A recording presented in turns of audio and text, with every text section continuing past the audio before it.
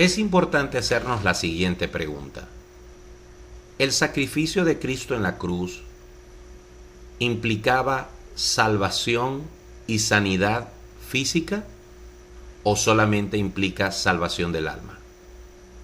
Cuando revisamos la Biblia, conseguimos un pequeño pasaje que está en Isaías capítulo 53, donde se afirma que el Mesías llevaría o llevó, tomando en cuenta que es una profecía, en el Calvario o en su sacrificio nuestras enfermedades y que por su llaga nosotros fuimos curados. Ciertamente, durante los 3 años del ministerio de Jesús, se cumplió esta profecía en el sentido de que este Mesías, todos los casos de sanidad que vinieron o de enfermedad que vinieron a él, fueron sanados. En algunos casos Jesús no sanó o no obró sanidad o milagro en algunos sitios porque no había fe para creer en él y él se retiraba. Pero todo aquel que vino a él cargado de una confianza en su sanidad, en su poder, fueron sanados. Desde ese punto de vista, durante el ministerio de Jesucristo y sus 3 años, la profecía de Isaías se cumplió. Ahora, cuando Jesús murió en la cruz del Calvario, la pregunta la reiteramos. ¿Murió Él por nuestros pecados y también murió por nuestras enfermedades físicas? Ciertamente la palabra de Dios en todo el Nuevo Testamento nos afirma que el acto de Jesucristo en la cruz del Calvario es un acto de tipo espiritual. Todo lo que el hombre posee, incluso su propia existencia física, material, su cuerpo, es algo que se va a quedar aquí en la tierra.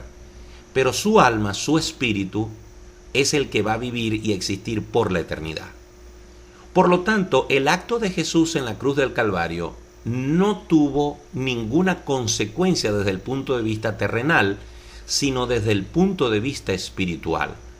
Cuando Jesús exclamó al Padre, consumado es, lo que estaba diciendo es, tú me enviaste a pagar por los pecados de la humanidad, a reconciliar al hombre, a la humanidad contigo, Padre. Y en este momento, por lo que estoy haciendo en la cruz, consumado es la misión que me mandaste a hacer. De tal manera de que Jesús, al morir en la cruz y derramar su sangre en el Calvario, está haciendo lo que la Biblia dice. La paga del pecado es muerte, pero el regalo de Dios es vida eterna en Cristo Jesús. Él estaba pagando por nuestros pecados, por nuestra separación espiritual de Dios, nos estaba reconciliando con Dios, nos estaba trayendo de la muerte espiritual a la vida espiritual y nos estaba santificando delante del Padre Celestial por medio del proceso de justificación. Desde ese punto de vista, podemos afirmar que cuando la Biblia dice en Isaías, por su llaga fuimos curados, está diciendo que nosotros fuimos curados de la llaga del pecado, de lo que realmente nos enferma y nos separa de Dios. Fuimos sanados y fuimos restaurados para con Dios. E incluso la Biblia dice, estamos sentados en lugares celestiales con Cristo Jesús. Recibimos salvación de condenación eterna y sanidad espiritual de tal manera que ahora somos hijos de Dios. Pero ¿qué pasa con nuestras enfermedades físicas? ¿También reciben el mismo trato que recibe nuestro pecado en la cruz del Calvario? Definitivamente no. ¿Por qué lo sabemos? En primer lugar, por lo que acabamos de decir, porque en ningún pasaje de la Biblia se nos afirma en el Nuevo Testamento que nosotros recibimos sanidad física como consecuencia de creer en Cristo Jesús. ¿Quiere decir esto que Dios no sana? ¿Quiere decir esto que Dios no tiene poder para sanar? En ningún caso se ha afirmado tal cosa. Sabemos que Dios tiene el poder para sanar. Sabemos que Dios ha permitido que la ciencia avance también para que nosotros podamos ser sanados por la ciencia. El dolor de cabeza, la fiebre y muchas otras enfermedades que hace algunos años atrás, quizás un siglo atrás, eran realmente incurables desde el punto de vista humano, hoy las podemos solventar con una simple pastilla. Muchas enfermedades, muchas infecciones pueden ser resueltas a través de los antibióticos que Dios ha permitido que se creen por medio del hombre y de su sabiduría y de su ciencia.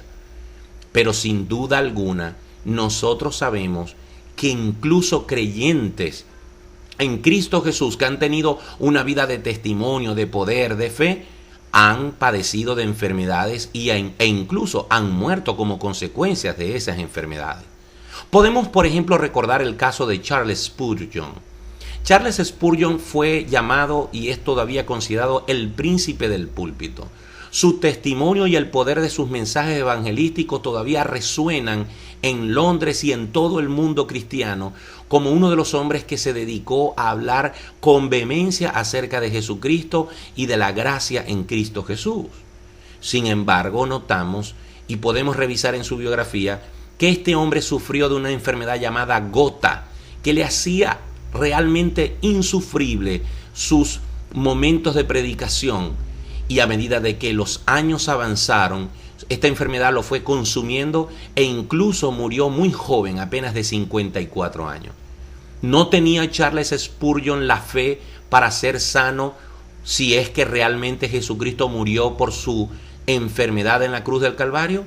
¿O es que realmente Spurgeon entendió, como lo hemos entendido muchos cristianos, que Jesucristo murió en la cruz del Calvario por nuestra condenación, para reconciliarnos con Él, y que queda de parte de Dios y conforme a su voluntad permitir o no que nosotros padezcamos alguna enfermedad?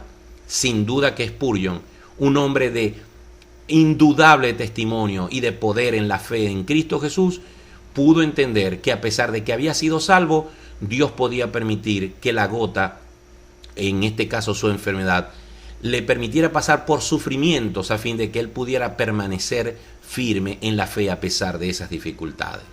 Y así pudiéramos mencionar muchos casos. Muchos de nosotros conocemos a decenas de creyentes que, repito, son hombres y mujeres de fe, son hombres y mujeres con un testimonio intachable y han estado padeciendo o padecen enfermedades. Incluso muchos de ellos han pasado a la eternidad producto de su enfermedad. A pesar de que hemos orado y los hemos ungido y hemos pedido por ellos, el Señor ha dicho: bástate mi gracia, y se los ha llevado.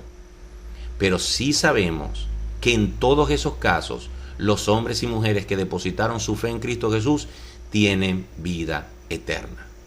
Deseo concluir esta pequeña reflexión diciendo que la palabra de Dios nos enseña entonces que todo creyente, que toda persona que venga a los pies de Cristo debe hacerlo exclusivamente como producto de su convicción de que es pecador, de que está perdido, de que está muerto espiritualmente, de que cree y acepta y reconoce que Jesucristo murió en la cruz del Calvario por sus pecados.